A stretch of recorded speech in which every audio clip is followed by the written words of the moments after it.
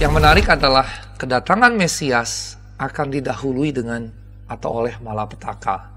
Jadi malapetaka akan datang dulu, baru kemudian Mesias datang. Dan ini kalau saya lihat ini kayak bahasa marketing gitu, ya.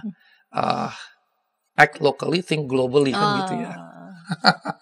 Dari tempat yang lokal, lokus yang lokal, bahkan yang kecil, betul. Ada masa kelahiran Mesias, ada penindasan dari kekaisaran Romawi, tapi kemudian masih akan muncul lagi malapetaka. Dan sebetulnya Mika mau menjelaskan bahwa malapetaka itu akan bisa terus terjadi.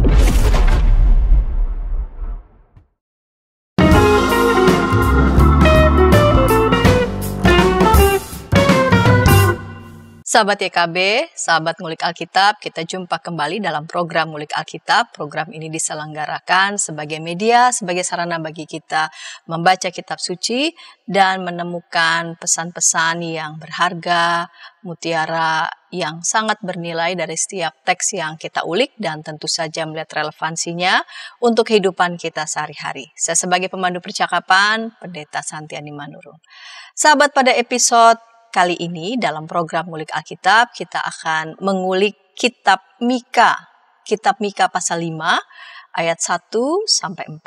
Kitab Mika pasal 5 ayat 1 sampai 4 dengan judul Bethlehem, Kota yang Kecil. Bethlehem, Kota yang Kecil. Saya mengajak sahabat dapat berinteraksi di kolom komentar yang sudah tersedia. Dan narasumber yang akan mengulik kitab Mika pasal 5 ayat 1 sampai 4 adalah Pendeta Sigor P. Sitanggang THD. Salam jumpa kembali Bapak Pendeta. Salam jumpa kembali Bu Pendeta Santi. Ya. Pendeta Sigor P. Sitanggang THD sebagai dosen Biblika, mengajar di Sekolah Tinggi Filsafat Teologi Jakarta dan juga sebagai pendeta tentunya dan mengajar di beberapa tempat yang lainnya. Bapak Pendeta, kita akan mulai saja episode kali ini ya. Baik. Kita akan mengulik Mika 5 ayat 1 sampai 4. Kita buka dalam doa. Silakan Bapak Pendeta dapat memimpin kita dalam doa. Baik, mari kita berdoa. Rekan-rekan di rumah masing-masing, mari kita juga berdoa.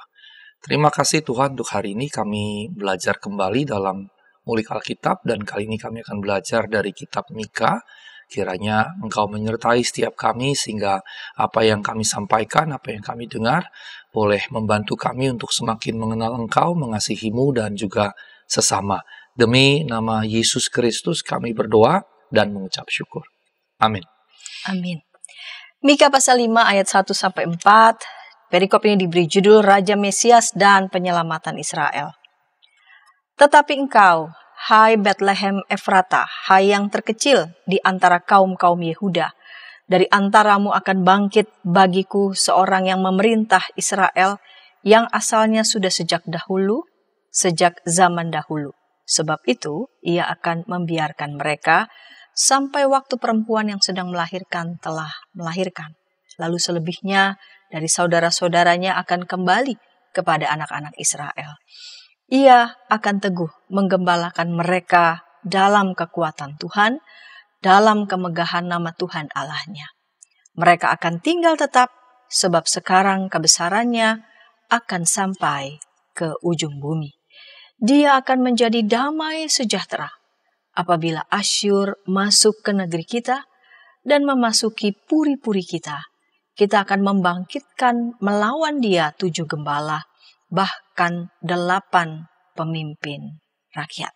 Baik Bapak Pendeta, di segmen pertama ini saya mau mengawali dengan Bapak Pendeta dapat menolong kita untuk memberikan penjelasan ataupun gambaran secara umum. Posisi kitab Mika ini kan dikenal sebagai nabi kecil, tapi bagaimana posisi dan kedudukan kitab Mika sendiri, Nabi Mika sendiri dengan kitab-kitab lainnya dalam Perjanjian Lama. Baik, terima kasih Ibu Pendeta Santi. Rekan-rekan sekalian, kitab Mika tadi seperti sudah dikatakan ini kitab yang kecil dan memang dia masuk dalam kelompok minor prophets begitu ya, atau nabi-nabi kecil. Biasanya kita membagi kitab nabi-nabi ini, kalau Perjanjian Lama kan dibagi 3, yaitu disebut Tanah, Taurat, Naviim dan Ketuvim. Tanah itu Tauratnya itu ya Kejadian sampai Ulangan, Neviim itu semua kitab para nabi, dan Ketuvim itu ya tulisan atau sastra begitu ya, seperti Mazmur dan lain-lain.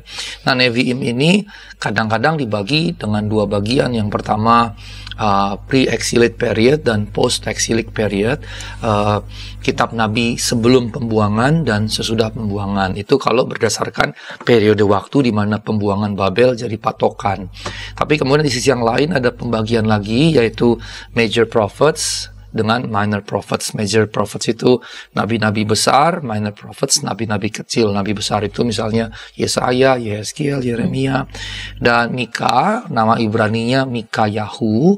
Ini kemudian masuk dalam kelompok minor prophets atau nabi-nabi kecil ini. Tapi dia bukan kelompok post-exilic period sebetulnya, dia pre-exilic, karena bagi sebagian pakar diyakini bahwa dia berasal dari zaman yang sama dengan Yesaya dan Hosea, kurang lebih ya sekitar abad ke-8 sebelum Masehi. Nah, kalau dipahami seperti ini berarti dia sebelum pembuangan. Karena kemudian di periode mendekati pembuangan, misalnya Nabi Yeremia mengutip Mika. Nah, otomatis kalau Yeremia mendekati masa pembuangan, Yeremia mengutip Mika, maka Mika kemudian berarti setelah ditulis baru dikutip Yeremia, yang karenanya berarti dia sebelum pembuangan. Ini yang bisa kita jelaskan dari segi periode waktunya. Nah, kalau kita lihat dalam segi susunan atau struktur, maka ya biasa kalau kita baca Alkitab, kita mesti baca seluruh Alkitab kita, dan waktu kita baca kitab itu sebetulnya kita harus baca seluruh kitab itu dari awal sampai selesai dan mencoba menemukan strukturnya. Jadi struktur itu menjadi hal yang penting dalam pembacaan. Nah, dalam kitab ini bisa dibagi 3. Pasal 1, 2, kemudian pasal 3 sampai pasal 5, kemudian pasal 6 sampai pasal 7. Nah, yang menarik adalah masing-masing dimulai dengan kata dengarlah. Ini merujuk sebetulnya kemudian di Ulangan pasal 6 ayat 4 sampai 6, Shema Yisrael, Yahweh Elohim, Yahweh Echad, dengarlah Israel, Tuhan Allahmu, Tuhan itu Esa. Dan Shema itu jadi kredo bangsa Israel, dengarlah. Shema, kredo yang sederhana tapi penekanannya pada konsep keilahian Yahudi, pada monoteisme itu. Tapi kata dengarlah, Shema, kemudian juga dikaitkan berikutnya pada selain mendengar, pada pemahaman, pada ketaatan. Maka ini menjadi menarik ketika Mika memulainya dengan dengarlah, Shema. Dan kemudian setelah itu modelnya announcement, pengumuman. Jadi ada pengumuman yang disampaikan begitu, dan nuansanya suram karena yang diumumkan adalah malapetaka atau hukuman begitu. Walaupun kemudian setelah itu ada ungkapan harapan. Jadi misalnya kalau kita lihat strukturnya, pasal 1 ayat 1 itu openingnya, pembuka. Pasal 1 ayat 2 sampai pasal 2 ayat 11 itu nubuat penghakiman. Tapi setelah penghakiman, pasal 2 ayat 12 sampai 13, walaupun kecil hanya 2 ayat, kemudian ada nubuat pemulihan. Kemudian pasal 3 ayat 1 sampai 12 nubuat penghakiman lagi. Kemudian pasal 4 ayat 1 sampai pasal 5 ayat 15 ada pemulihan lagi. Kemudian pasal 6 ayat 1 sampai pasal 7 ayat 6 nubuat lagi, nubuat penghakiman. Baru pasal 7 ayat 7 sampai 20 berisikanlah nubuat pemulihan. Jadi selang-seling ada penghakiman, ada pemulihan, ada penghakiman, ada pemulihan, ada penghakiman, terus terakhir kembali pemulihan. Dan saya baru saja memandu perkuliahan Apokaliptisisme dan Dunia Baru, dan tadi kami membahas teks Yesaya 65-66 tentang langit baru bumi baru yang dikaitkan oleh penggunaan terminologi yang sama dalam Wahyu pasal 21 oleh penulis Wahyu. Dan di situ saya katakan bahwa di dalam teks 65-66 itu ada gambaran Allah yang menghakimi, menyala-nyala seperti api gitu wajahnya. Tapi kemudian digambarkan lagi Allah yang memulihkan, Allah yang menghibur, Allah yang menguatkan. Dan nampaknya ini jadi konsep teologis yang konsisten ketika dia bicara wajah Allah. Jadi Allah pada satu sisi punya wajah kasih, pada satu sisi yang lain punya wajah adil. Maka dia get along together, kasih dan keadilan Allah. Di sini penghakiman bicara keadilan Allah. Dan nanti kita akan lihat apa yang dihakimi. Tapi di sisi yang lain setelah dihakimi toh juga ada kasih Allah yang diwujudkan dalam pemulihan. Nah, Mika ditulis menurut saya ini penulisnya sangat cerdas karena dia bisa bikin desain naratif penghakiman, pemulihan, penghakiman, pemulihan, penghakiman, dan kemudian pemulihan. Jadi betapapun manusia melakukan kejahatan baik individual maupun sosial dan dihukum oleh Allah, tapi kemudian tetap ada penghiburan di mana Allah setelah itu akan melakukan pemulihan bagi dalam konteks ini bangsa Israel. Nah, ketika kita lihat Ibu Pendeta Santi, kitab ini relatif pendek walaupun bukan yang terpendek ya. Kita di Perjanjian Baru ada kitab Filemon yang cuma 1 pasal begitu, dan juga beberapa kitab lain Yudas, tapi ini relatif pendek walaupun tidak terlalu pendek, ada 7 pasal di sini. Dan kalau kita lihat kalau dibagi-bagi, biasanya kalau saya mengajar mata kuliah tafsir, saya meminta mahasiswa saya juga membagi-bagi sesuai dengan tema dari satu kitab itu. Dan kita bisa lihat bahwa ada tema yang kuat di situ. Pertama ada ratapan. Ada ratapan, pasal 1 ayat 8 sampai 16, pasal 7 ayat 8 dan sampai 10 itu dikisahkan ratapan. Dan ini menarik karena ada kesan dimulai dengan ratapan, diakhiri juga kurang lebih ya, nggak persis di akhir, tapi di bagian pasal akhir itu juga ada ratapan. Dan bagi saya ini sebetulnya mau menunjukkan meratap itu sangat manusiawi. Meratap itu justru adalah bahkan rohani justru sebetulnya. Itu yang dilakukan dalam relasi dengan Allah dan sesama. Kemudian ada teofani, ada Allah yang menyingkapkan dirinya, pasal 1 ayat 3 sampai 4. Nah, berikutnya juga ada doa himne permohonan dan juga menyampaikan keyakinan. Dan ini menarik karena di sini kalau kita kan bacanya hanya tulisan saja ya, hanya tulisan. Tapi sebetulnya itu adalah doa dalam bentuk himne, berarti kan nyanyian, doa nyanyian yang berisikan permohonan begitu. Nah, yang terakhir justru ini jadi salah satu ciri khas dari kitab ini, yaitu adanya gugatan perjanjian, pasal 6 ayat 1 sampai 8. Dan ini para pakar berkata ini genre atau jenis khusus, genre khusus. Di mana letak khususnya? Saya rasa tidak banyak, kalaupun ada tidak banyak, di mana Yahweh Allah menggugat umatnya justru. Yahweh menggugat umatnya. Mengapa Yahweh menggugat umatnya? Karena kalau baca dari awal sekali, terutama dari Abraham begitu ya, relasi Allah dengan umatnya kan berupa perjanjian. Sebenarnya kalau kita tarik sampai Adam juga ada perjanjian di situ kan. Tapi yang jelas perjanjian yang menyertakan keterlibatan proaktif dari keduanya itu kan ya Abraham. Dan perjanjian bahasa Ibrani-nya berit itu kan jelas bahwa Allah berkata, aku akan menjadi Allahmu dan kamu adalah umatku. Dan dalam relasi itu Allah memberkati Abraham, tapi Abraham mesti menaati perintah-perintah Allah. Ini kan sebetulnya bagian yang normal dalam perjanjian. Dalam konteks modern juga kalau kita bikin perjanjian, agreement, MOU, maka ketika dua belah pihak mengikatkan diri dalam MOU bermeterai, bahkan mungkin ada saksi di depan notaris, maka itu mengikat kedua belah pihak. Nah, sebetulnya Yahweh sangat logis di sini. Mereka digambarkan Yahweh dan Israel mengikat perjanjian. Tapi kemudian ketika Yahweh menaati bagiannya, pihaknya, klausulnya, kalau dalam konteks modern, tapi kemudian Yahweh melihat Israel tidak melakukan bagiannya dalam berit itu, maka Yahweh menggugat begitu. Yang saya bayangkan, kalau saya bayangkan dalam konteks kita bergereja, kita menjadi umat Allah dalam konteks modern, sebetulnya kita juga membuat perjanjian dengan Yahweh, dengan Allah dalam Kristus. Kan tidak juga jadi berbeda. Kita jadi umatnya, dia jadi Allah kita, dan dalam hal itu kan ada perintah-perintah yang mesti kita lakukan.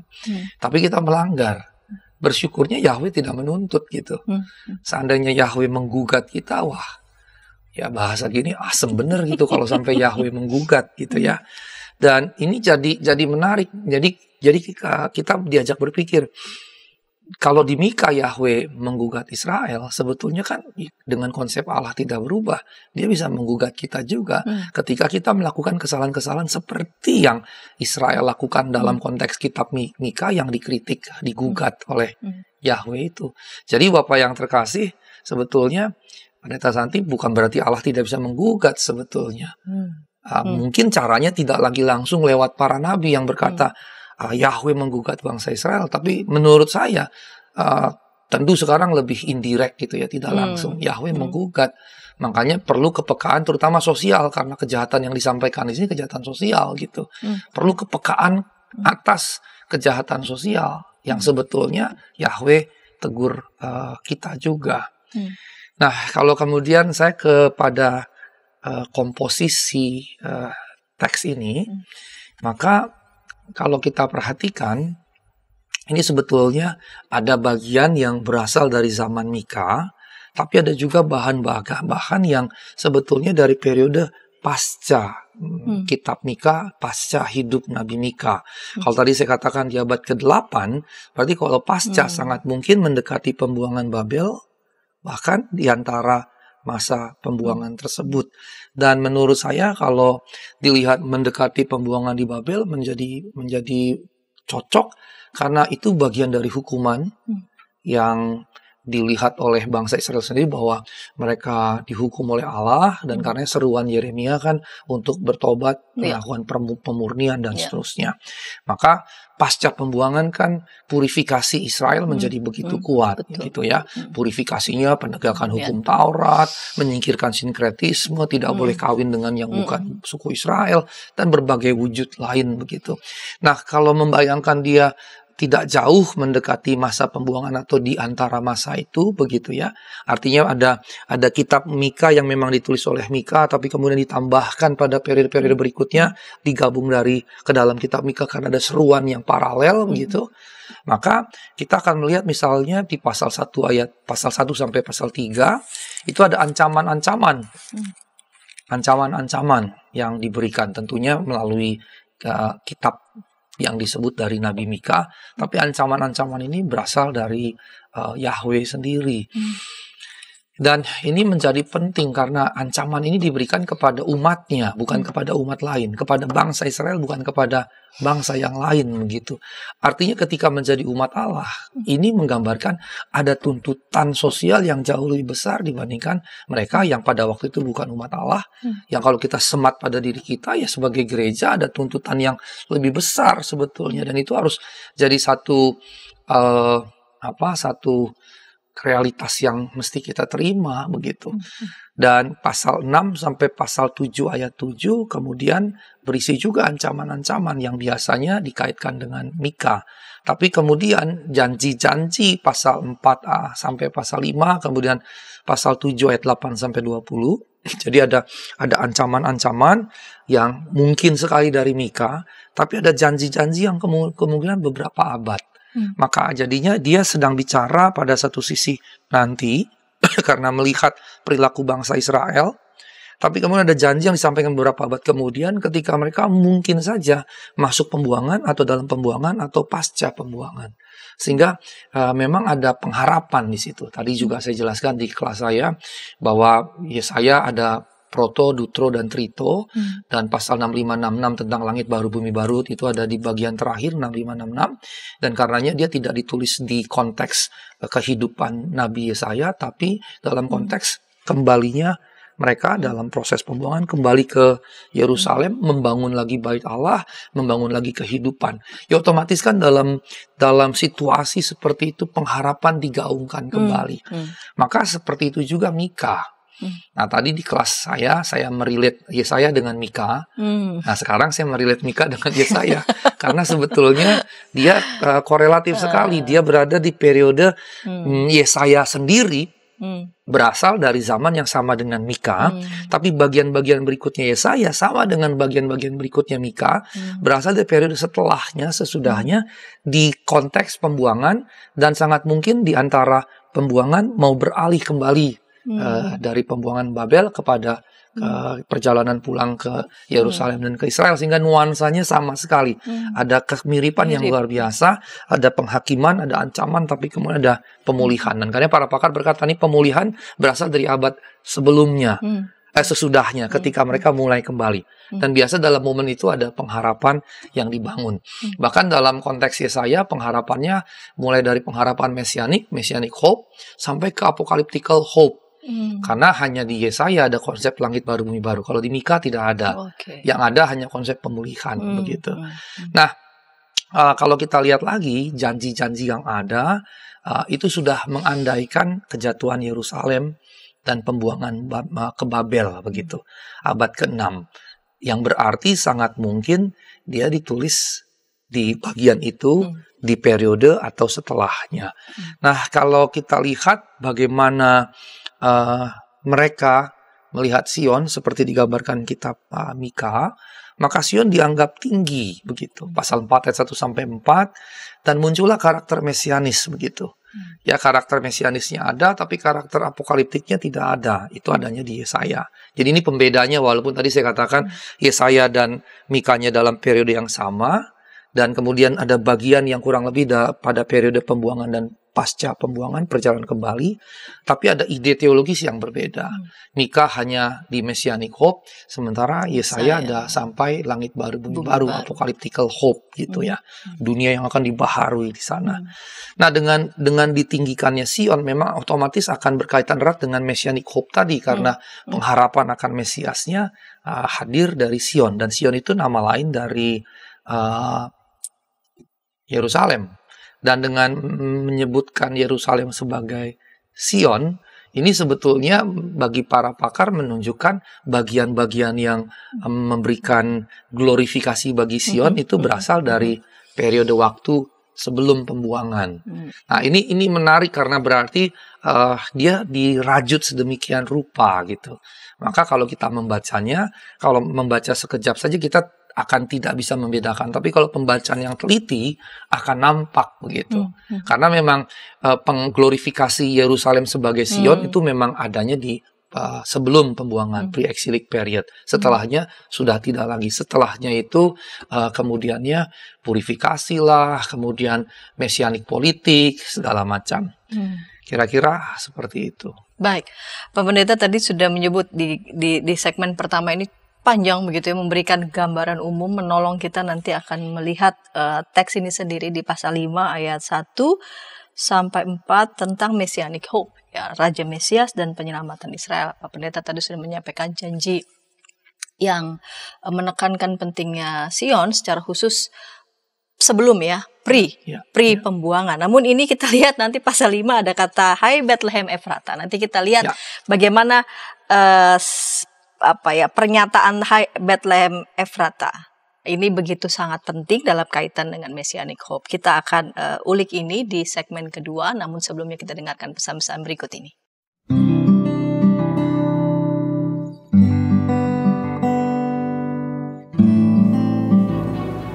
Hi folks, this is Daily Spirit for Youth, a daily devotional that helps you grow closer to God and apply His Word to your life.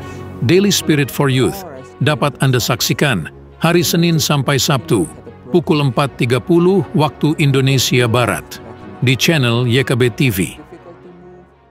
Kita jumpa dalam acara Pembangunan Jemaat. Pembangunan Jemaat setiap Senin di minggu kedua dan keempat pukul 20 waktu Indonesia Barat. Dapat Anda nikmati di channel YKB TV.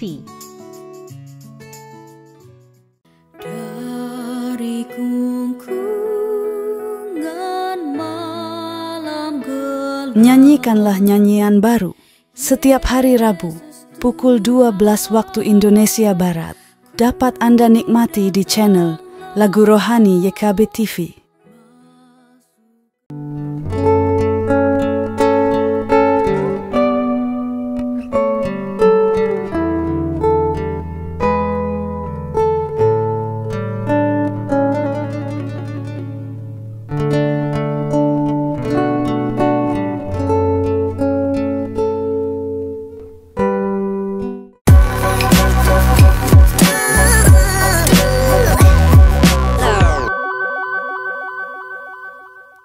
Sahabat, senang masih bersama dengan kami dalam program Mengulik Alkitab. Pada episode kali ini kita mengulik Mika pasal 5 ayat 1 sampai 4 diberi judul Bethlehem kota yang kecil. Saya mengajak sahabat dapat berinteraksi di kolom komentar yang sudah tersedia.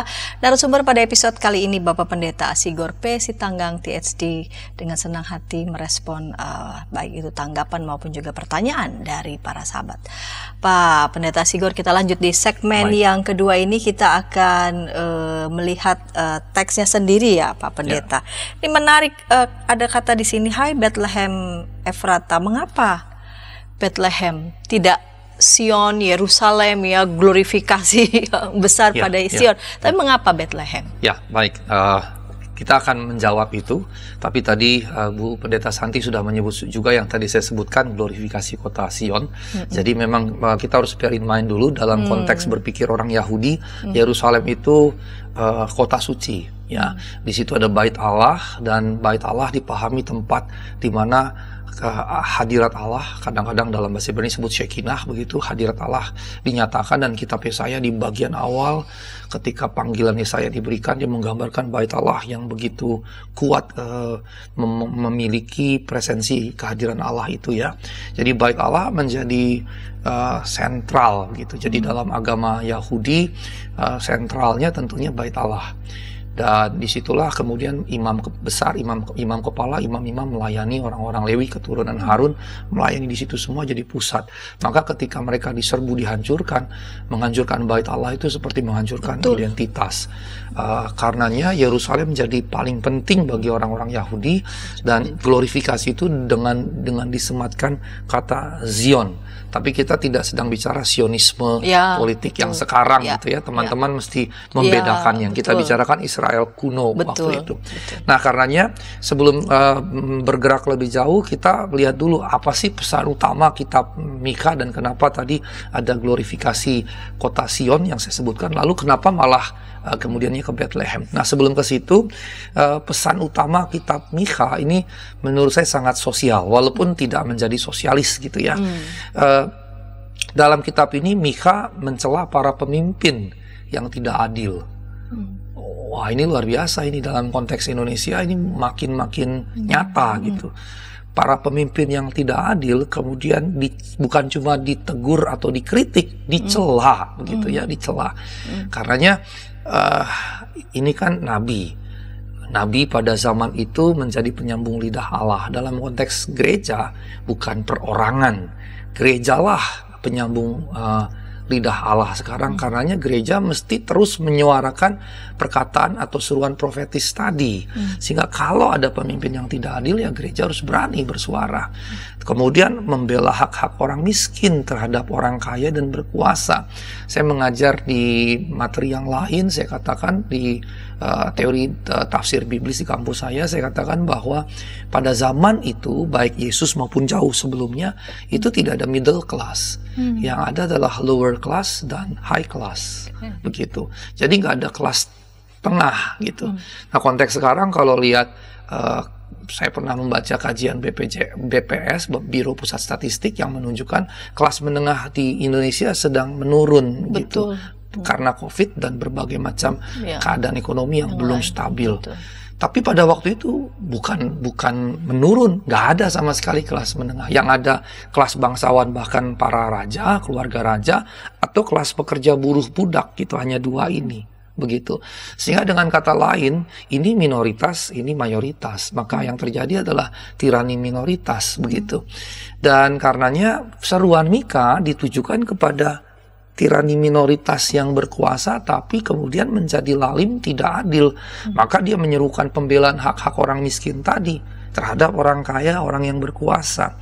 Tapi di sisi yang lain kemudian sambil menantikan dunia yang damai, yang berpusat di Sion, di bawah kepemimpinan raja yang baru nanti, raja mesianik dari keluarga Daud, dari keluarga Daud begitu. Dari terjemahan dari teks yang saya gunakan pakai kata dinasti, gitu, dinasti Daud. Tapi tentunya dinasti di sini bukan kemudian untuk mementingkan keluarga, tapi justru mengorbankan diri, begitu. Itu gambarannya. Karenanya ini yang harus kita pegang. Nah, kemudian Mika memberikan ancaman-ancaman begitu, yang tentunya bukan Mika secara individual.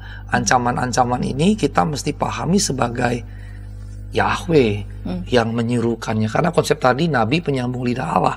Berarti Mika sedang menyampaikan Allah sedang memberikan teguran keras, bahkan ancaman kepada mereka.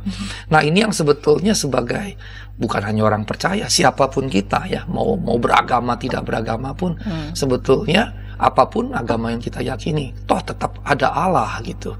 Apapun yang kita yakini, termasuk ateisme, tetap ada Allah.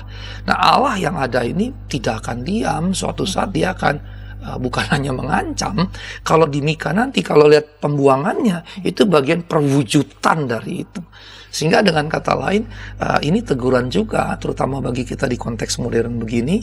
Bukan berarti kalau Allah nggak kelihatan, nggak ada menurut pandangan kita, dia nggak ada gitu. Ini yang kita tidak boleh lupa. Dan gereja mesti terus menyerukan ini. Nah, kemudian diserukan kepada siapa lagi? Selain pada pemimpin penguasa yang zolim, juga kepada para penyembah berhala. Dan yang menarik kemudian para penyembah berhala ini dikaitkan dengan mereka yang menindas orang-orang kecil. Atau juga kritik kepada para imam, para nabi. Ya tadi bukan cuma kritik atau teguran, tapi ancaman. Jadi tujukan pada para penyembah berhala yang menindas orang-orang kecil, para imam, nabi yang menyalahgunakan jabatan profesi mereka demi keuntungan finansial, keuntungan pribadi. Atau kemudian para pemimpin yang memutarbalikkan keadilan dan membenci keadilan. Kalau kayak begini, ini kan kritiknya sebetulnya bukan bicara dosa individual. Ya, ini dosa sosial sekali dan struktural. Betul. Karena dilakukan oleh para pemimpin struktural di tempat yang tinggi tadi, pemimpin termasuk pemimpin publik maupun pemimpin spiritual, agama. Dan seruan ini sebetulnya mesti kita serukan karena memang begitulah karakteristik kenabian tadi. Harus berani menyerukan risiko apapun yang dihadapi begitu. Nah, tadi Bu Santi jelas katakan ini struktural karena memang yang dikritik ini bukan orang dalam kondisi sosial yang umum. Karena tadi cuma ada dua, lower class dan high class, nggak ada middle class, maka kritiknya kepada tirani minoritas para pemimpin baik publik maupun agama manapun, pemimpin manapun begitu. Nah, seruan ini harus terus diserukan. Tapi setelah itu kemudian ada janji. Nah, itu model, ada teguran bahkan penghakiman, ada janji. Nah, janjinya adalah menekankan Sion, dan Sion adalah tempat Yahweh. Dan yang menarik juga bahwa Raja Israel ada di Yerusalem, tapi Raja sesungguhnya yang sesungguhnya berkuasa bukan hanya atas Israel tapi atas segenap dunia juga ada di situ, begitu. Ada di Sion. Dan Raja yang sesungguhnya memerintah dalam damai. Dan karenanya seruannya adalah bagaimana penguasa manusia memerintah kerajaan dalam damai. Dan karenanya bagaimana setelah mereka kembali dari pembuangan, mereka kemudian membangun kerajaan Shalom tadi, yang pusatnya Sion. Nah, dari sini kita masuk kemudian, kalau tadi saya bicara pesan Mika secara keseluruhan, maka kalau kita lihat mulai pasal 5, yang kita baca tadi ayat 1-15, kalau mau baca keseluruhan sampai pasal 15, ayat 15, maka Mika 5 ayat 1-15, yang menarik adalah kedatangan Mesias akan didahului dengan atau oleh malapetaka. Jadi malapetaka akan datang dulu, baru kemudian Mesias datang. Dan kemudian ia menjadi penakluk atas musuh-musuh Yakub dan jadi berkat atas umatnya. Bayangan orang-orang Yahudi yang membaca Mika pasti berkat atas kerajaan, penaklukan musuh Yakub tentunya jadinya politis. Pasti dalam benak mereka. Justru pasca pembuangan makin politis gitu. Apalagi kalau kita ingat abad kedua, abad ketiga sampai abad kedua sebelum Masehi, itu ada dinasti Hasmonean, ya, keluarga Makabe dan seterusnya, yang kemudian sempat membangun kerajaan yang merdeka dan punya wilayah yang sangat luas, bahkan konon luas wilayahnya melampaui kerajaan Salomo. Padahal Daud dan kemudian Salomo jadi image idealisme kerajaan Israel seperti itu. Jadi kalau kita membaca teks PL, kerajaan Israel yang ideal gimana? Daud, Salomo, dua gambaran itu. Tetapi kemudian Hasmonean, dinasti Hasmonean membangun kerajaan yang lebih luas bahkan. Tapi dia bukan orang Yehuda. Sementara Mesias dari Yehuda keturunan Daud. Hasmonean itu dari keluarga Makabe yang notabene keluarga imam besar. Imam besar yang berarti Lewi. Maka image yang berkembang pada saat itu di abad ketiga kedua, kalau dinasti Hasmonea yang dari imam besar yang suku Lewi saja bisa membangun kembali, apalagi Mesias yang dari Allah yang sejati sesuai janji para nabi, yaitu Yehuda keturunan Daud begitu. Sehingga pengharapan mesianiknya makin mengental dan bukan residu tapi akar-akar awalnya sudah nampak di kitab Mika karena ditulis di bagian belakang. Tapi kemudian di bagian ini muncullah nama Bethlehem yang sebetulnya dari Kejadian 4 pun sudah ada. Tapi dari Kejadian pasal 4 ayat 8-7 itu kalau kita lihat Bethlehem memang dari awal tidak pernah menjadi kota yang penting. Bethlehem tidak pernah jadi kota yang penting, kota yang bahkan dikatakan terkecil, kalau tidak terkecil ya kecil. Makanya kita ingat lagu Natal kita Bethlehem kota mungil ya. Kita menggunakannya kota mungil. Saya memilih kota kecil. Kalau mungil jadi kecil sekali begitu ya. Nah, meskipun ukurannya tidak penting, ini kota nggak penting sekali gitu ya. Kalau di Indonesia ya, ini bukan Jakarta, bukan Surabaya, bukan Medan, ini mungkin ya kota kecil di kampung saya Samosir mungkin misalnya begitu ya. Kota-kota di mana orang tua saya berasal itu kecil sekali gitu. Tapi yang menarik adalah Mika menyampaikan sebuah nubuat. Jadi kita tidak bisa berkata bahwa Mika bukan bernubuat. Mika jelas bernubuat. Kalaupun kita menganggap misalnya sebagiannya dari pre-exilik sebelum pembuangan, sebagiannya diantara dan bahkan sesudah pembuangan, toh kejadian kedatangan Mesiasnya masih sekitaran 5-6 abad kemudian. Jadi dengan kata lain ini nubuat begitu. Nah, dalam penafsiran Alkitab kita suka melihat bahwa ada gaya penulisan yang sebetulnya bukan nubuat tapi dikisahkan seakan-akan nubuat. Contohnya Markus pasal 13 kejatuhan Yerusalem. Bagi sebagian pakar itu bukan nubuat tapi kejadian yang sudah terjadi tapi dituliskan seakan-akan nubuat. Kehancuran Yerusalem itu tahun 70. Kalau kita lihatnya dia tulis setelah itu, maka Markus ditulis 70-80. Kira-kira begitu menurut pakar. Nah, itu yang disebut dengan nubuat setelah kejadian. Prophecy after the event atau vaticinium ex eventu. Tapi Mika bukan dalam konteks itu karena kejadian kedatangan Sang Mesiasnya masih jauh nanti begitu. Maka ketika dia menyampaikan nubuat tentang kehadiran Mesias, kemudian juga menyebut nama kota Bethlehem yang kecil, bahkan ditambahkan Efrata, dan kata Efrata mungkin ada kaitan dengan Efraim, dan ini ternyata akar katanya artinya fruitful, berbuah. Jadi Efrata itu nama lain dari Bethlehem yang kemudian disebutkan kalau dia memang kecil, tidak penting, tapi fruitful, berbuah. Dalam hal apa? Ya tentunya kemudian berkaitan dengan nubuat yang kemudian dikutip oleh para ahli Taurat, imam-imam kepala yang dipanggil oleh Herodes ketika orang-orang Majus datang begitu, dan datang ke Raja Herodes yang berkata, mana dia raja orang Yahudi? Herodes yang ketakutan kekuasaannya bakal digeser karena raja Yahudi mau lahir. Dan ini konyol betapa dia menggenggam erat kekuasaannya, begitu serakah, tapi juga di sisi yang lain ketakutan. Padahal yang lahir kan masih bayi. Raja Yahudi ini masih bayi baru lahir. Dia udah sedemikian ketakutan tahtanya akan diambil. Maka dia panggil ahli-ahli Taurat, imam-imam kepala, ditanya ini maksudnya apa? Di mana ini? Maka disebutlah Bethlehem.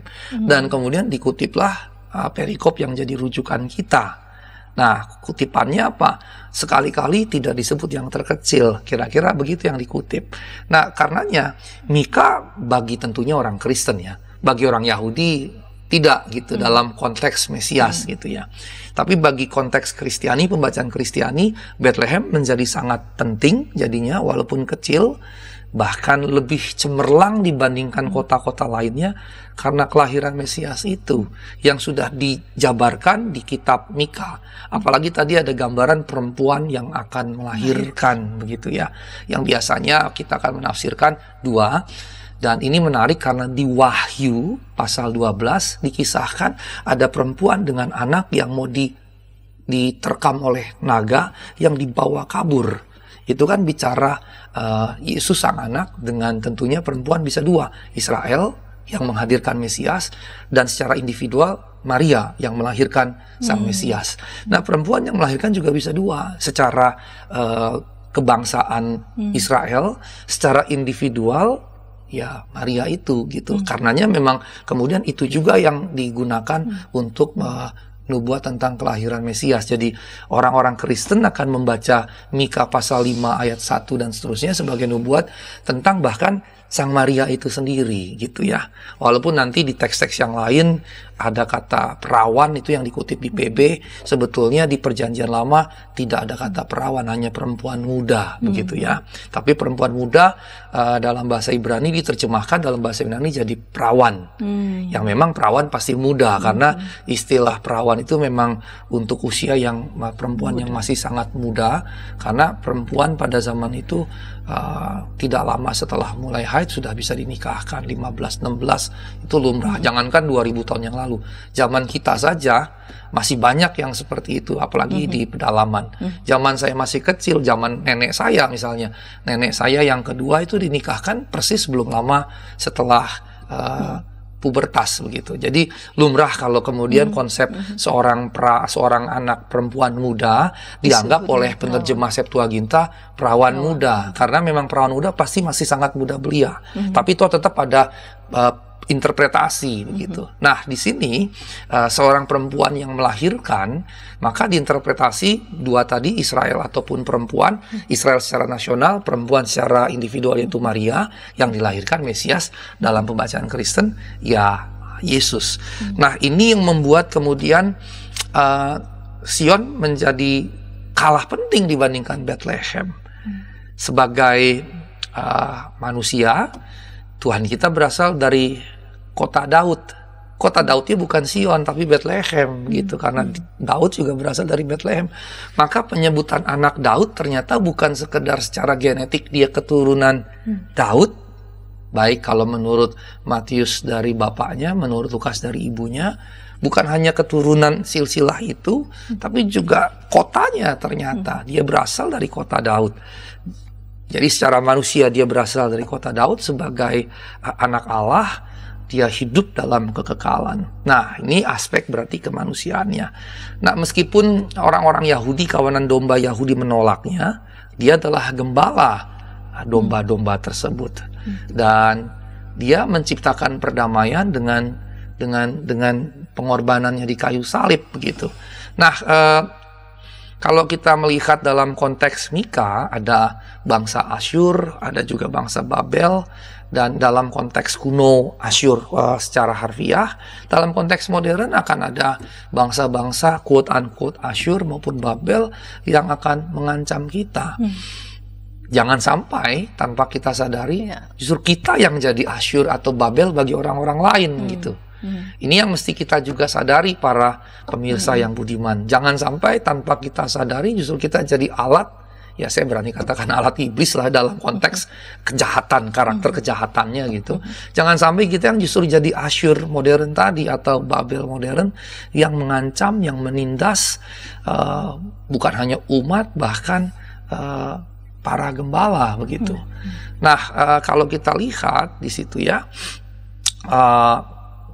dalam Mika pasal yang kelima ada gambaran di situ tentang kepemimpinan, di mana dalam kepemimpinan di situ ada seruan untuk tidak bergantung pada hal-hal seperti kuda, kereta perang, kota bertembok. Ini juga kontekstual dalam zaman modern ini. Dalam zaman modern kita juga bisa bergantung pada harta kekayaan kita, pada kekuasaan kedudukan kita, pada posisi kita, pada segala bentuk kemegahan yang kita punya. Dan ternyata Mika menyerukan ini loh. Ini saya juga cukup terkejut. Tapi inilah tiap kali kita mempersiapkan materi terkait kitab suci, kalau kita mau membiarkan diri kitab suci bicara, kita justru menemukan banyak seruan-seruan yang cukup mengejutkan. Di kitab Mika itu seperti dianggap ilmu sihir. Jadi dengan kata lain, termasuk dalam konteks modern kan, harta kekayaan, kedudukan, posisi, kekuasaan, dan lain-lain, itu kan seperti kekuatan sihir yang bisa menyihir orang begitu. Dan jelas sekali, kekuasaan, kedudukan, kekayaan itu bisa mengubahkan seseorang. Begitu, dari orang yang sederhana jadi orang yang bergelimpangan dan flexing begitu ya. Dan negeri kita sedang mengalami peragaan itu. Beberapa waktu yang lalu anak flexing pejabatnya ditangkap. Kalau sekarang orang bebas flexing tanpa ada rasa takut sama sekali gitu.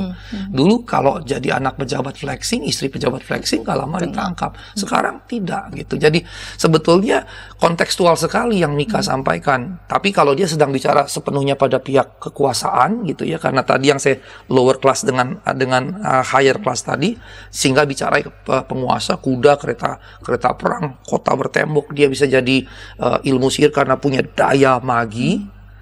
Begitu juga ke dalam konteks modern, segala hal yang materialistik, hedonistik punya daya magi menarik kita, begitu. Dan di sini dikatakan ilmu sihir dianggap sebagai ilmu sihir karena menghilangkan kepercayaan umat Allah kepada Allah.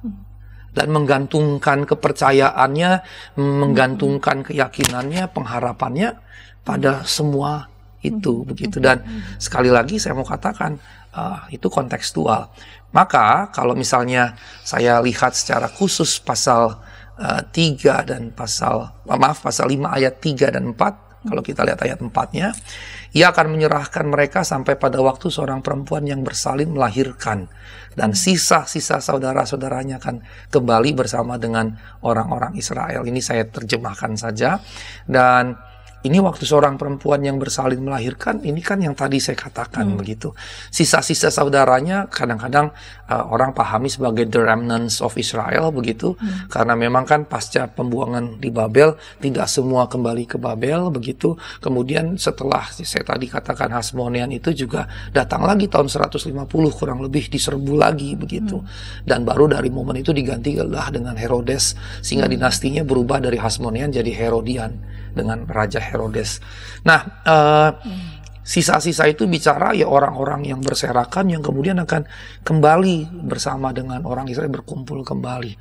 Ya, bisa saja ditafsir kalau dibaca secara Kristiani dalam perspektif gereja, ini bisa saja secara tidak langsung bicara hari Pentakosta. Dimana kalau kita lihat bisa 14, bisa 16, tergantung tempat-tempat bahasa itu apakah digabung atau tidak. Kalau digabung 14, kalau dipisah itu sekitar 16, yang berasal dari banyak tempat yang berbeda, yang sebetulnya adalah orang-orang Yahudi yang sudah terpencar, ya. Dan pada hari Pentakosta, karena mereka sedang merayakan hari raya di situ ya, roti tidak beragi, dan mereka berkumpul di hari Pentakosta itu, pencurahan Roh Kudus itu membuat mereka semua berbahasa yang 120 orang berbahasa, dimengerti oleh 14-16 bahasa, sehingga terjadilah baptisan terhadap mereka sejumlah 3.000 orang. Sehingga dari sini ini sebetulnya korelatif. Nubuat terhadap Mesias itu juga menyertakan kemudian dikumpulkan kembali mereka yang tercerai-berai begitu. Dan ini menarik, kalau saya tarik keluar, tercerai-berainya sebetulnya bukan hanya pertama-tama pembuangan.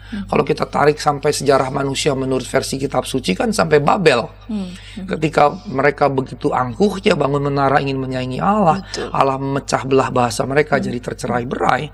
Kemudian hari Pentakosta, setelah Kristus naik dan Kristus meminta kepada Bapa untuk mengutus Roh Kudus turun, mereka yang tercerai-berai karena perbedaan bahasa yang menimbulkan kelompok begitu, disatukan kembali begitu. Sehingga Mika secara tidak langsung sedang berbicara ke sana ketika sang perempuan akan melahirkan, dan yang dilahirkan itu akan menyatukan orang-orang yang sudah tercerai-berai. Dan dikatakan sang Mesias ini yang dilahirkan oleh perempuan tadi akan berdiri menggembalakan domba-domba dalam kekuatan Tuhan. Nah, ini yang mesti diperhatikan ya. Kekuatan Tuhan, bukan kekuatan kedudukan, kekuasaan, kekuatan kuda, kereta kuda dan seterusnya. Dalam kemegahan nama Tuhan. Kemegahan nama Tuhan bukan gedung yang hebat segala macam begitu. Kemegahan nama Tuhan Allah. Dan ketika itu diwujud nyatakan, dikatakan mereka akan diam. Dan mereka akan diam, maksud terdiam begitu. Karena sekarang dia akan jadi besar sampai ke ujung-ujung bumi. Nah, ujung-ujung bumi ini juga bahasa yang menarik sebetulnya. Dalam dunia misiologi tempo dulu, kisah 1 ayat 8, engkau akan menjadi saksi-saksiku di Yerusalem, Yudea, Samaria, sampai ke ujung bumi. Kita memahami ujung bumi tempat terpencil. Padahal keliru. Ujung bumi, kalau kita bikin ini ujung, maka kota-kota pada waktu itu dibangun di 2 tempat. Pertama di tepi pantai, supaya bisnis perdagangan mudah karena langsung pakai kapal begitu. Atau di puncak bukit. Mengapa di puncak bukit dan bukan di lembah? Supaya kalau ada musuh datang dari atas, mereka sudah tahu langsung dari jarak yang cukup jauh. Mereka punya waktu banyak untuk mempersiapkan semua. Jadi kota-kota kuno cenderung dibangun di atas bukit. Bahkan kalau kita ke Eropa, banyak kastil, istana yang memang dibangunnya di atas bukit, bukan di lembah gitu. Di atas bukit. Faktor utamanya kalau ada kelompok tertentu datang menyerbu dari kejauhan, mereka sudah bisa lihat. Nah, ini yang digambarkan terkait dengan hal ini, Ibu Pendeta Santi. Baik, Pak Pendeta. Pak Pendeta sudah menjelaskan begitu ya, dari pasal 5 ayat 1 sampai 4. Kita akan lanjut di segmen ketiga untuk melihat beberapa hal lagi yang akan Bapak Pendeta ulik dan tentu saja akan mengaitkannya apa maknanya buat kehidupan kita sehari-hari. Dengan judul Bethlehem Kota yang Kecil. Kita lanjut di segmen ketiga, namun sebelumnya kita dengarkan pesan-pesan berikut ini.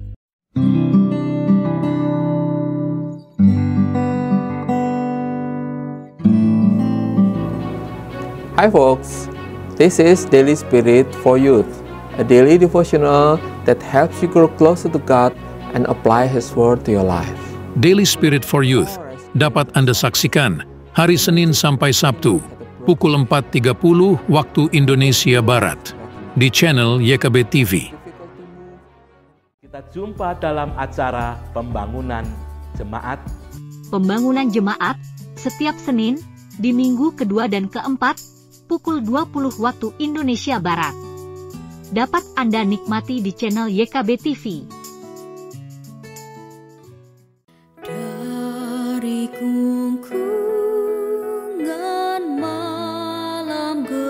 Nyanyikanlah nyanyian baru setiap hari Rabu pukul 12 waktu Indonesia Barat. Dapat Anda nikmati di channel Lagu Rohani YKB TV.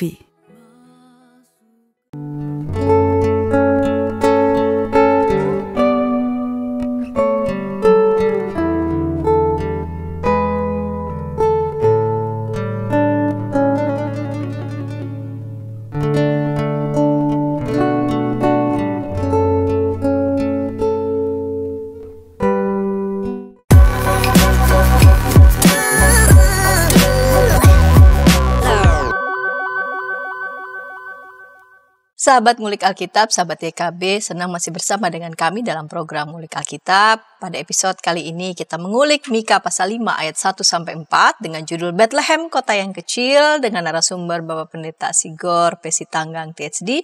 Kita memasuki segmen yang ketiga. Baik Bapak Pendeta, di segmen yang ketiga ini, segmen penutup di episode Bethlehem Kota yang Kecil, Mika pasal 5 ayat 1-4.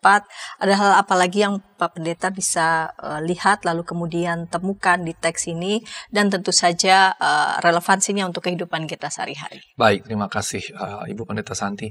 Rekan-rekan sekalian, tadi saya bicara tentang ujung-ujung bumi, dan kalau biasanya dalam misiologi tempo dulu ujung bumi ini tempat terpencil, pedalaman. Sebetulnya dalam pemahaman biblis yang lebih tepat, ujung bumi justru pusat.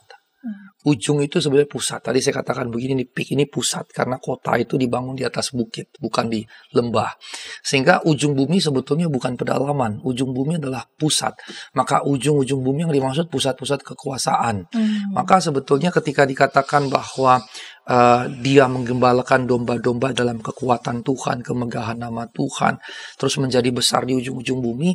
Ini maksudnya, kalau saya boleh sedikit ke salah satu teolog gitu ya, René Girard, yang berkata bahwa René Girard bahwa dunia ini dikuasai oleh berhala-berhala kekuasaan begitu ya, berhala-berhala kekuasaan yang haus akan kekuasaan, yang demi itu akan memberangus siapapun atau apapun.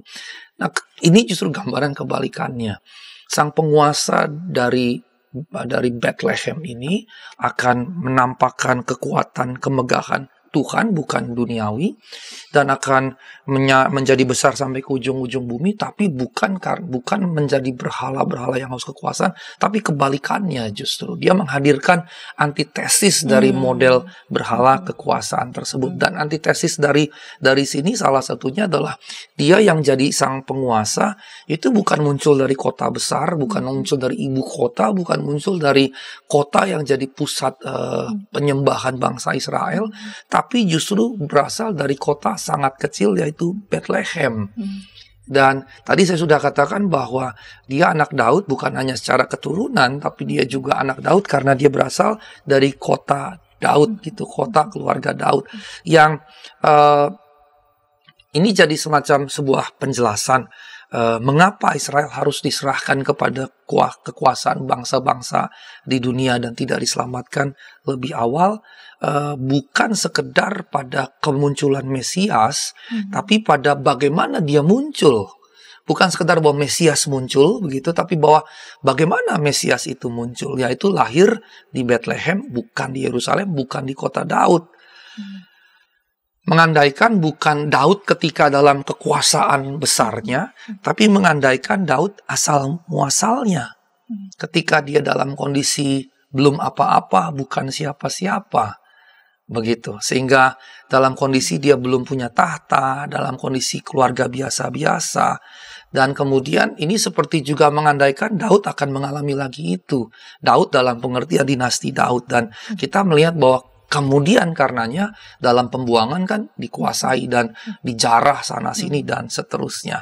Maka dengan kata lain, Mika mau menjelaskan bangsa Israel punya nasib yang ditimpakan kepada bangsa itu, dan juga secara khusus pada keluarga kerajaan Daud, karena setelah Daud raja-raja berikutnya ya bisa kita katakan dengan bahasa sekarang murtad dari Tuhan, menjauh dari Tuhan, menyembah berhala, tapi bukan sekedar ritus penyembahan individual atau ritualistik, tapi secara sosial begitu ya, secara sosial gitu. Karena memang Mika ini kita tidak bisa memisahkan berhala yang sifatnya ritualistik dengan berhala yang sosial tadi, satu kesatuan.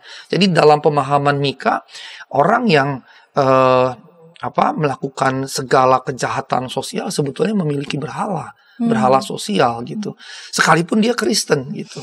Dan ini seruan yang menarik bagi kita juga, rekan-rekan yang mendengarkan. Kita mesti memperhatikan, kalau tadi bagian ketiga apa yang kita bisa dapat, ini salah satu yang kita bisa pegang betul, bahwa ketika kita melakukan tindak bahkan kejahatan sosial, ya kita jadi juga punya berhala sosial, dan itu berhala kita, sekalipun kita percaya kepada Sang Pencipta gitu. Nah, ini kritik terbesarnya. Dan kemudian ketika kemudian Israel diserahkan ke dalam kekuasaan musuh-musuhnya, ini perwujudan dari hukuman atas dosa-dosa itu. Sehingga sebetulnya Alkitab juga mau menyaksikan, kalau tadi yang pertama tadi ya, kejahatan sosial kita itu menunjukkan kita punya berhala sosial, tapi yang kedua ada konsekuensi yang harus kita tanggung ketika kita melakukan kejahatan-kejahatan.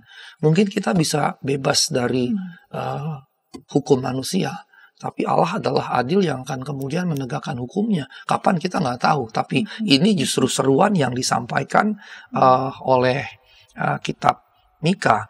Nah, karenanya ketika kita membaca teks ini, maka kalau kita lihat itu bukan yang dialami oleh Israel, bukan penindasan terakhir dari sekian banyak penindasan, tapi justru akan berlangsung lagi begitu. Pada masa kelahiran Mesias ada penindasan dari kekaisaran Romawi, tapi kemudian masih akan muncul lagi malapetaka. Dan sebetulnya Mika mau menjelaskan bahwa malapetaka itu akan bisa terus terjadi. Jadi ketika ini terjadi, kita tidak merefleksikan kepada orang lain ya, kalau itu kita menghakimi, tapi merefleksikan pada diri kita sendiri begitu ya. Tapi intinya adalah untuk melihat bahwa kita mesti peka apakah kita melakukan kejahatan sosial yang menunjukkan berhala sosial tadi, yang karenanya Allah tentu akan menghukum. Mengapa? Karena prinsipnya Mika menjelaskan Allah bahkan akan menggugat kita gitu. Itu yang menarik yang bisa kita pelajari.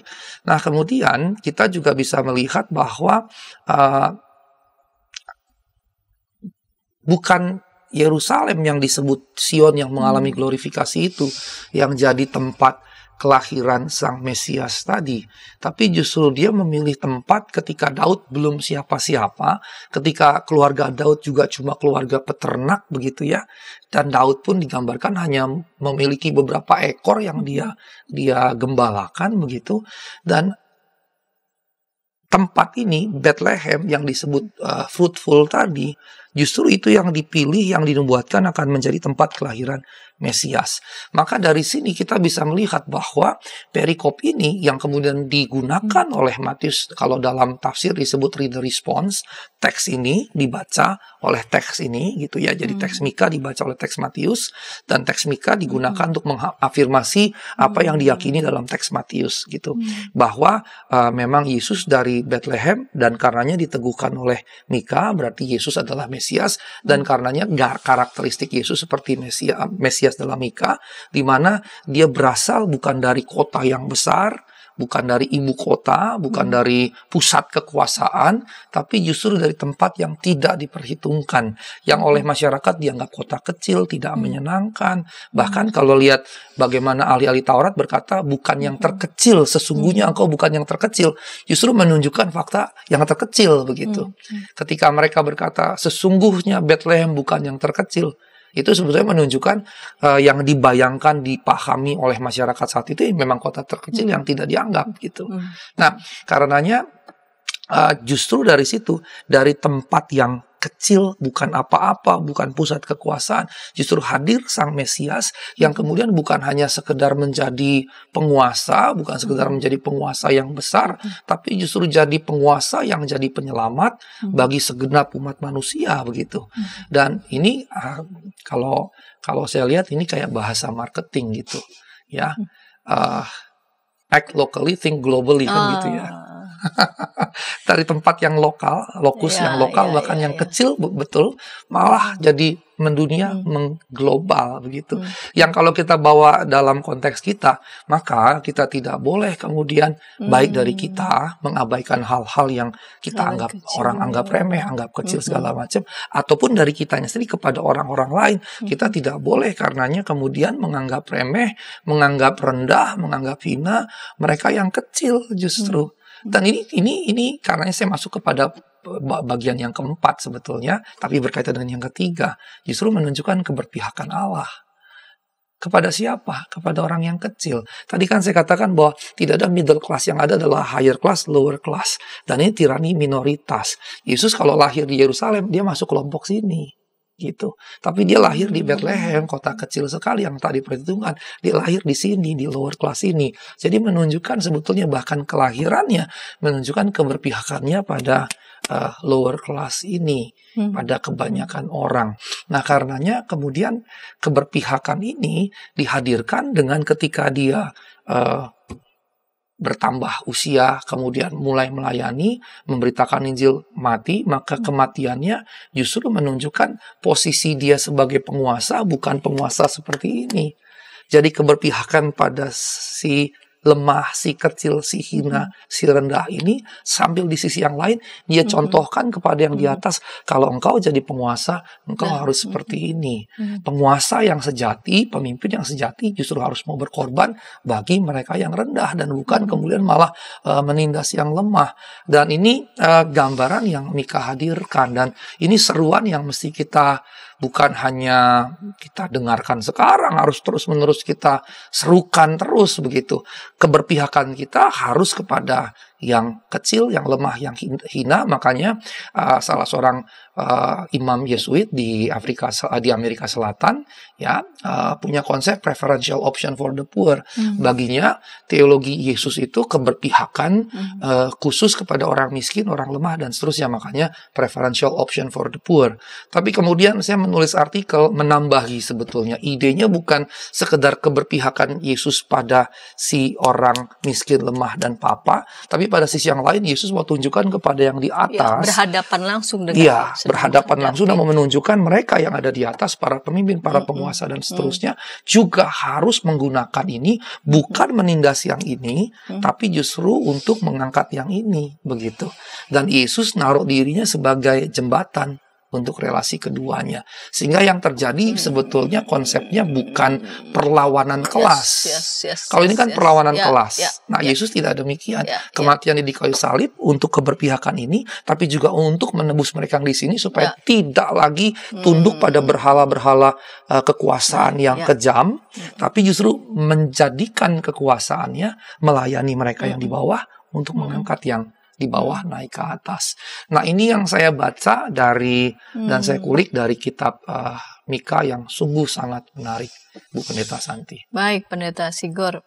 Memang bukan sosialis ya, tapi ini seruannya menarik ya. Jadi jika kita berpikir bahwa pertentangan abadi itu pertentangan lawan antar kelas ya, tapi Yesus hadir bukan untuk itu ya. Jadi ini bukan perlawanan kaum borjuis melawan kaum proletar gitu. Iya. Tidak seperti itu. Kalau ini kapitalis, ini kan sosialis. Sampai kapan itu terus akan terus bertarung. Betul. Bukan seperti itu, melainkan memang dengan ya ini memang kuasa Allah sendiri ya, dan cara Allah memandang memang melampaui ini pertimbangan-pertimbangan, kalkulasi-kalkulasi manusia. Justru Allah menjadikan yang kecil itu, yang terkecil itu, justru dari situ, dari yang kecil itu orang akan melihat karya Allah yang besar. Bukan untuk membuat permusuhan begitu ya dengan mereka yang memang ditegur oleh Allah, dikritik, bahkan dikecam begitu ya, atas tindakannya dikecam ya, melainkan untuk menebus juga mereka yang berada karena terperangkap oleh berhala-berhala sosial tadi, supaya mereka memandang yang lemah, yang kecil itu bukan sebagai sesuatu yang hina lalu kemudian ditindas, melainkan untuk melayani mereka yang papa, melayani mereka yang lemah, melayani mereka yang kecil, dan yang kecil yang lemah itu justru diangkat ya oleh Allah. Terima kasih Bapak Pendeta Sigor untuk kesediaan sebagai narasumber pada episode kali ini, mengulik Mika 5 ayat 1-4, dan ketika tayangan ini dapat memberkati sahabat dimanapun sahabat berada, dapat membagikannya kepada sebanyak mungkin orang, dan dapat menekan tombol like dan subscribe sehingga boleh mendapatkan update dari tayangan YKB TV. Kita akan menutup episode ini dalam doa. Mari silakan Bapak Pendeta Sigor memimpin kita dalam doa. Mari rekan-rekan kita berdoa. Terima kasih untuk apa yang Tuhan boleh singkapkan bagi setiap kami. Terima kasih ya Tuhan, biarlah kami meneladani Kristus. Kami boleh bersikap untuk berpihak pada yang lemah, dan jikalau kami ada di atas, kami tidak menggunakan posisi di atas untuk menindas yang lemah, tapi sebagaimana seruan Yesus yang disampaikan melalui bagaimana kami melihat Mika dalam pembacaan Kristus, Yesus Sang Mesias, supaya kami ketika berada dalam posisi di atas, kami justru menjadi alat anugerah Tuhan untuk menolong mereka yang berada di bawah. Terima kasih Tuhan, kami serahkan dalam tangan-Mu, tolonglah dan mampukanlah kami. Demi nama anak-Mu kami berdoa dan mengucap syukur. Amin. Amin.